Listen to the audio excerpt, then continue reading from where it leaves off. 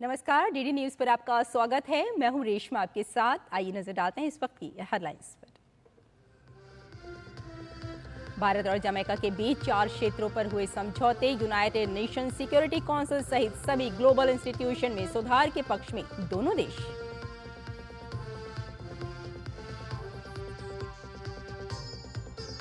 जम्मू कश्मीर में अभी तक 56% से अधिक वोटिंग। पोलिंग बूथ पर लगी मतदाताओं की लंबी लाइन। पीएम मोदी की आज हरियाणा के पलवल में चुनावी सभा।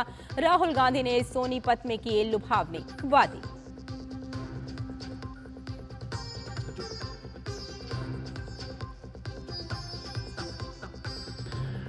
बुलडोजर कार्रवाई के लिए गाइडलाइन तय करने पर सुप्रीम कोर्ट का फैसला सुरक्षित। सुनवाई के समय अदालत ने कहा, धर्मनिरपेक्ष देश में अवैध मंदिर या दरगाह को हटाना होगा।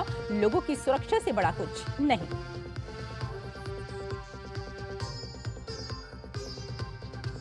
पश्चिम बंगाल में जूनियर डॉक्टर्स ने छेड़ी आर पार की लड़ाई। अभय को इंसाफ और ड्यूटी के समय अपनी सुरक्षा की मांग के साथ बेमियादी हड़ताल पर डॉक्टर्स।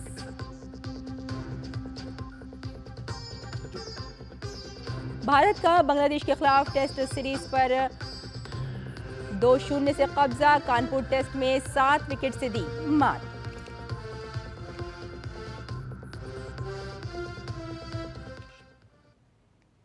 और अब खबरों पर डालते हैं विस्तार से नजर। प्रधानमंत्री नरेंद्र मोदी के साथ जमैका के प्रधानमंत्री डॉक्टर एंड्रयू होल्नेस के बीच प्रतिनिधि मंडल स्तर की बातचीत के बाद 4 क्षेत्रों में समझौतों पर हस्ताक्षर हुए।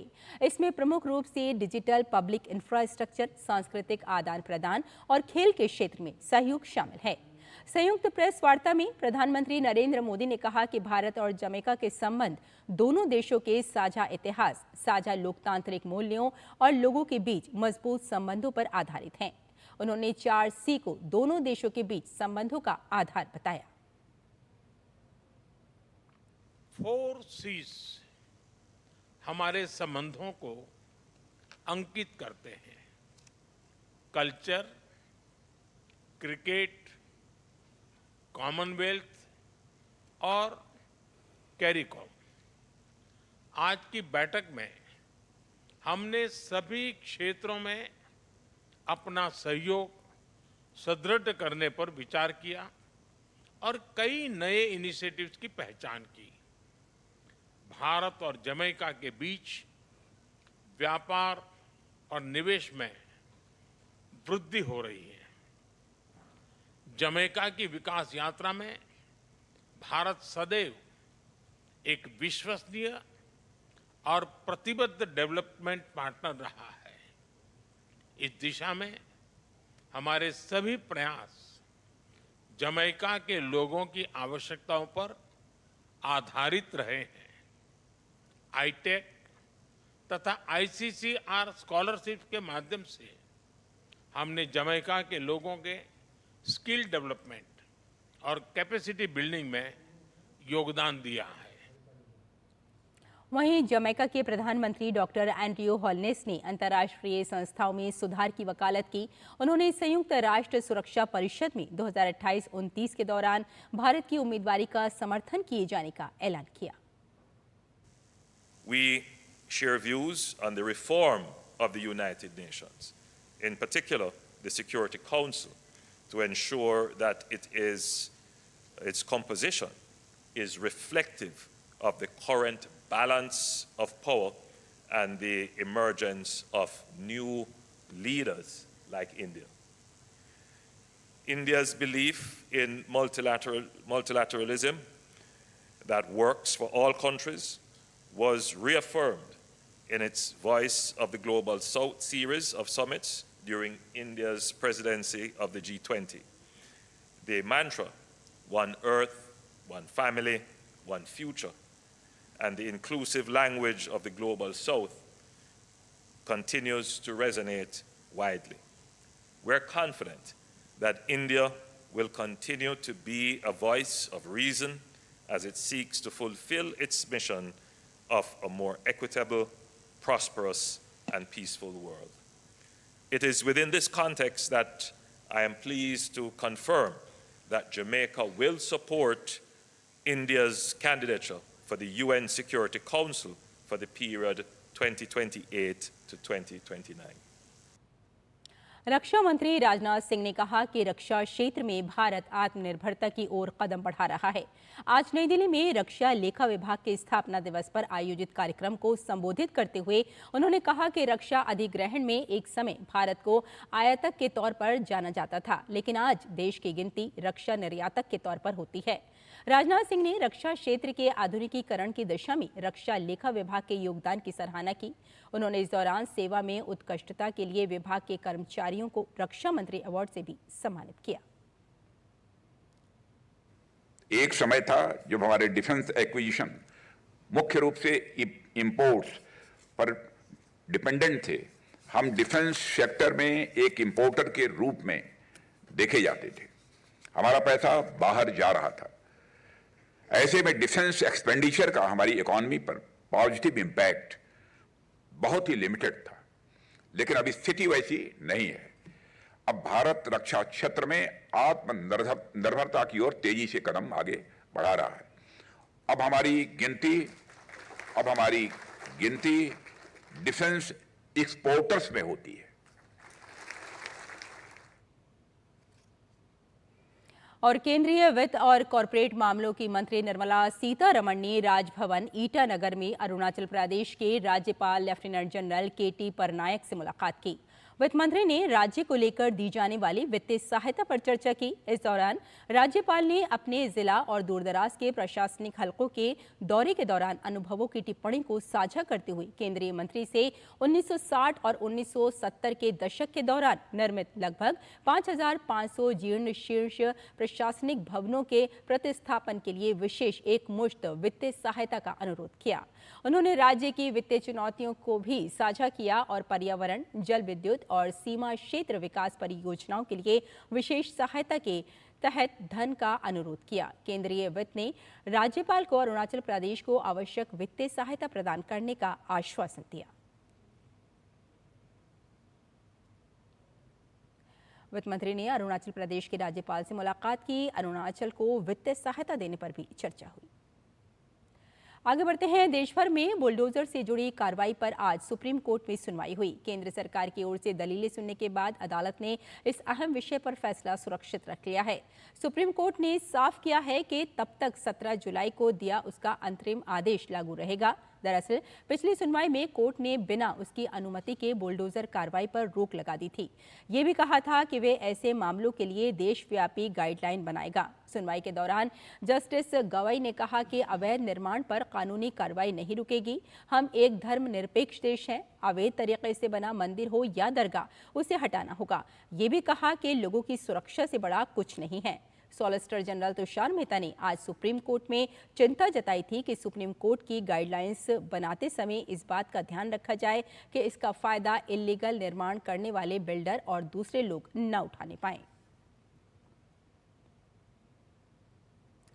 और जम्मू कश्मीर में विधानसभा चुनाव के तीसरे और अंतिम चरण का मतदान जारी है। दोपहर 3 बजे तक राज्य में 56.01% मतदान हुआ है।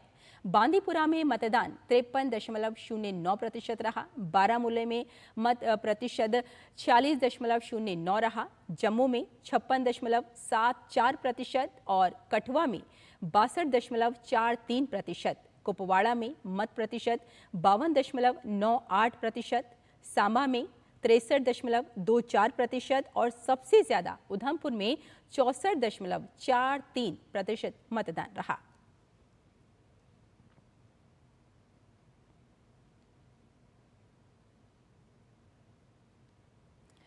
जम्मू कश्मीर में तीसरे चरण का मतदान जारी है। घाटी में बड़ी संख्या में महिलाएं बाहर निकलकर मतदान में हिस्सा ले रही हैं। महिलाओं का कहना है कि वो घाटी में विकास के लिए मतदान कर रही हैं। बोनियार के पहाड़ी इलाकों की महिलाओं से बात की हमारी संवाददाता रमा त्यागी ने। घाटी में डाले जा रहे हैं तीसरे चरण के वोट और बड़ा उत्साह देखने को मिल रहा है। काफी गर्मी है यहाँ पर, उसके बावजूद लोग दोपहर में भी निकल कर आ रहे हैं। महिलाएं हैं जो बड़ी संख्या में निकल कर आई हैं। कौन कौन सी चीजें हैं आप चाहती हैं यहाँ होनी चाहिए? रोड होना चाहिए, पानी होना चाहिए, अस्पताल होना चाहिए, हर कोई चीज होनी चाहिए। बच्चियों के लिए पीछे से सब कुछ आता है, आगे से नहीं मिलता है। स्कॉलरशिप है या कुछ भी है, कुछ नहीं मिलता। पढ़ाई लिखाई होनी चाहिए। हाँ स्किल जी, डेवलपमेंट होनी जी चाहिए। हाँ जी। पानी की किल्लत है, पावर की किल्लत है, कुछ है नहीं, रोड की किल्लत है, और क्या है। तो आपको लगा कि वोट डालेंगे तो ये सारी चीजें हम ले हो पाएंगे? जाएगा, इंशाल्लाह हो जाएगा। हो जाएगा। देख सकते हैं कि तमाम क्षेत्रों से जो महिलाएं हैं बड़ी संख्या में यहाँ पर आ रही हैं। ये पहाड़ी इलाका है और उनकी जो बुनियादी जरूरतें हैं वो इनके प्रमुख मुद्दे हैं। रमा त्यागी, डीडी न्यूज, होनिहार। और बुलेटिन में यहाँ लेते हैं एक छोटे से ब्रेक, जल्द हाजिर होते हैं। आप देखते रहिए डीडी न्यूज। आपके घर के खाने में रेस्टोरेंट जैसा स्वाद ले आए MDH का शाही पनीर मसाला। पनीर को क्या मस्त बना डाला। बात जब पीढ़ियों के लिए बनने वाले घर की हो तो जिम्मेदारी बड़ी हो जाती है। गैलेंट समझता है ये जिम्मेदारी। अब डबल M रिब्स के साथ गैलेंट एडवांस TMT रीबार, निर्माण का रियल हीरो। ब्रेक के बाद एक बार फिर आपका स्वागत। आइए आपको सीधे लिए चलते हैं हरियाणा के पलवल, जहां प्रधानमंत्री नरेंद्र मोदी चुनावी रैली कर रहे हैं। दिल्ली में तीसरी बार भाजपा सरकार बनाई। अब यहां तीसरी बार भाजपा सरकार बनाना आप लोगों ने तय कर लिया है। साथियों, हरियाणा की इस धरती ने हमें गीता का संदेश दिया है। हरियाणा ने हमें सिखाया है, काम करो, मेहनत से काम करो। लेकिन कांग्रेस का फॉर्मूला है, न काम करो और न दूसरों को काम करने दो। कांग्रेस की राजनीति केवल झूठे वादों तक सीमित रहती है, जबकि भाजपा की राजनीति मेहनत करना और परिणाम ला करके दिखाना। हम मेहनत पे ध्यान केंद्रित करते हैं, हम परिणाम पर ध्यान केंद्रित करते हैं। और कांग्रेस कभी भी खुद मेहनत नहीं करती। कांग्रेस को लगता था कि 10 साल हो गए, हरियाणा वाले उन्हें थाली में परोस कर सत्ता दे देंगे।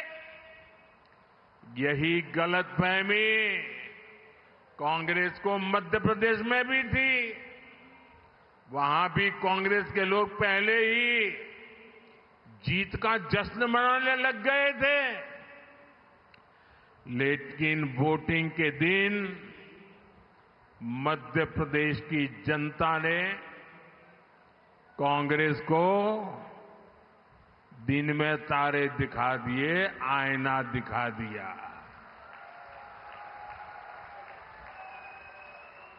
यहां आपके पड़ोस में राजस्थान है, वहां भी कांग्रेस ने किसानों और नौजवानों को भाजपा के विरुद्ध भड़काने की भारी कोशिश की थी। लेकिन हुआ क्या? कांग्रेस धड़ाम हो गई, धड़ाम। अब यहां हरियाणा में भी यही होने जा रहा है, धड़ाम। हरियाणा के लोग कांग्रेस को यहां सरकार से सैकड़ों मील दूर रखने वाले हैं। साथियों, यहां हरियाणा में कांग्रेस के भीतर जो कलह मची है, हरियाणा के लोग इसे भी देख रहे हैं। कांग्रेस से सबसे अधिक नाराजगी तो दलित, पिछड़े और वंचित समाज की है।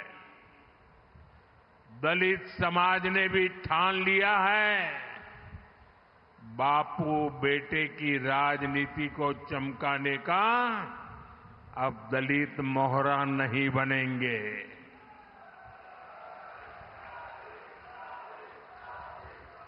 वो देख रहा है कि कैसे भाजपा सबको अवसर दे रही है।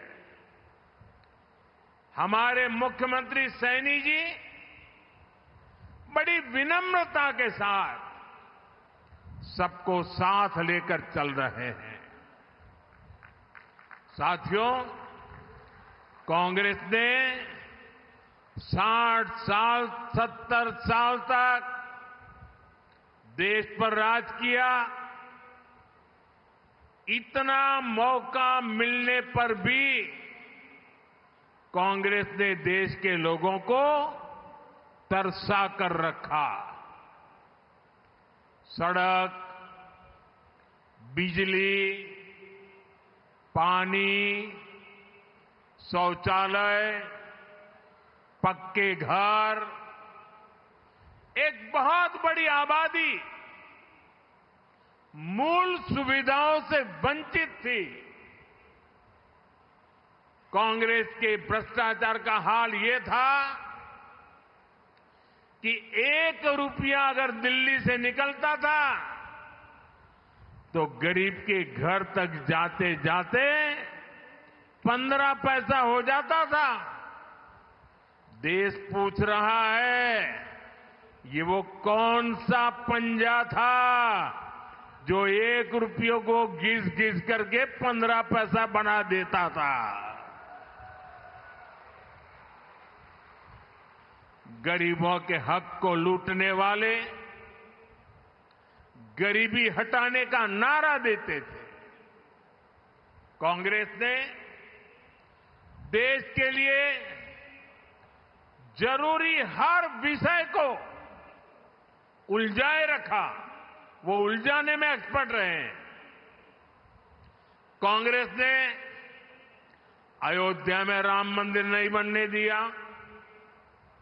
कांग्रेस ने जम्मू कश्मीर में बाबा साहब आंबेडकर का संविधान पूरी तरह से लागू नहीं होने दिया। उसने हमारी बहनों को संसद और विधानसभा में आरक्षण से वंचित रखा। उसने हमारी मुस्लिम बहनों को 3 तलाक की समस्या में उलझाए रखा। यानी कांग्रेस ने देशवासियों की समस्याओं का समाधान नहीं किया, बल्कि अपने बेटे बेटी, अपना परिवार, उसको स्थापित करने में ही पूरी की पूरी शक्ति लगा दी। प्रधानमंत्री नरेंद्र मोदी हरियाणा के पलवल में जनसभा कर रहे थे, जिसमें उन्होंने कहा कि हरियाणा ने गीता का संदेश दिया है। साथ ही उन्होंने कांग्रेस पर हमला बोलते हुए कहा कि कांग्रेस ना तो काम करती है और ना ही दूसरों को करने देती है। साथ ही उन्होंने ये भी कहा कि भाजपा की अगर बात करें तो भाजपा की जो राजनीति है वो काम करना है और साथ ही मेहनत करना है और प्रमाणों को सामने लाना है।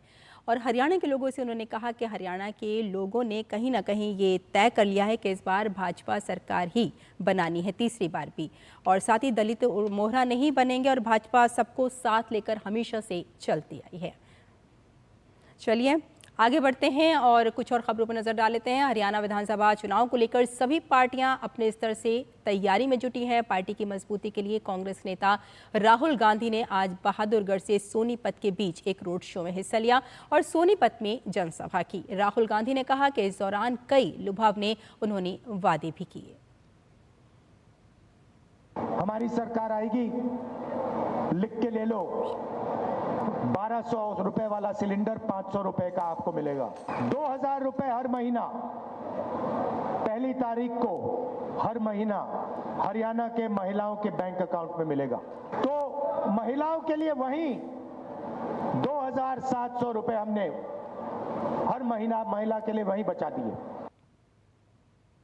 और यहाँ रुकते हैं एक छोटे से ब्रेक के लिए, जल्द हाजिर होते हैं।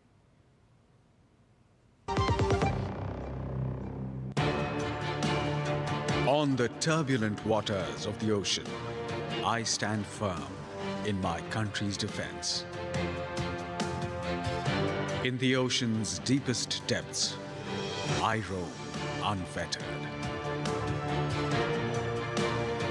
And high above the oceans, I bring my enemy down. As limitless is the ocean, so are my opportunities to make a career out of a calling, to serve the nation with honor, to succeed in battle and in life. The Navy gives you more.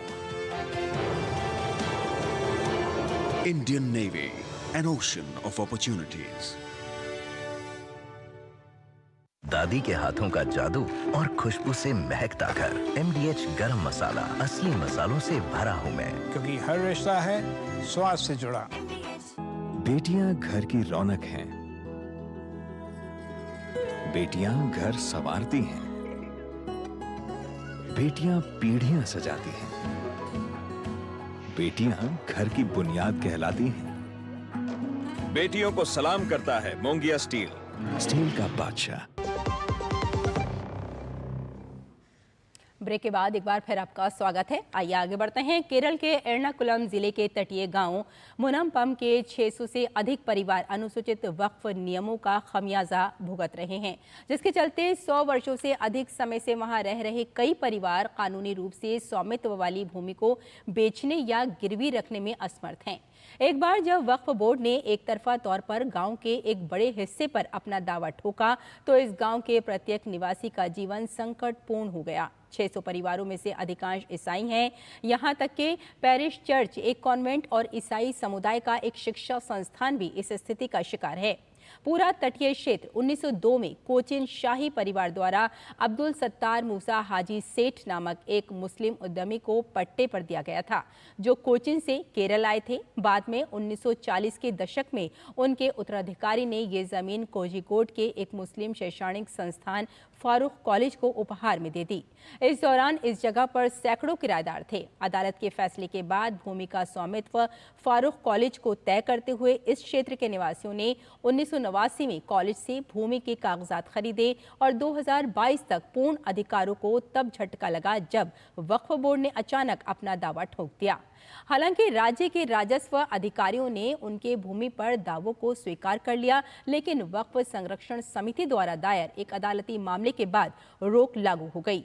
अब कोई राहत नहीं मिलने पर निवासी अपने खिलाफ अन्याय को खत्म करने की मांग को लेकर पिछले हफ्ते ही विरोध में हैं। लेकिन लोगों की मांग है कि राष्ट्रीय स्तर पर वक्फ अधिनियमों में संशोधन भी किया जाए। वहीं भाजपा भी आंदोलन को अपना पूर्ण समर्थन देने की घोषणा की है। वहीं लोगों ने मामले को लेकर संसदीय समिति से संपत्ति बचाने की भी गुहार लगाई है। In Munampam issue, what happens is that one of the members of the trustees which run a college, that means Farooq College in Calicut, and that trustee has misled the people of Munampam, and he sold the land to them accepting money, and at present he says that the land belongs to Waqf board. So it really is a cheating from the part of that trustee, and it really is a cheating from the part of the Waqf board.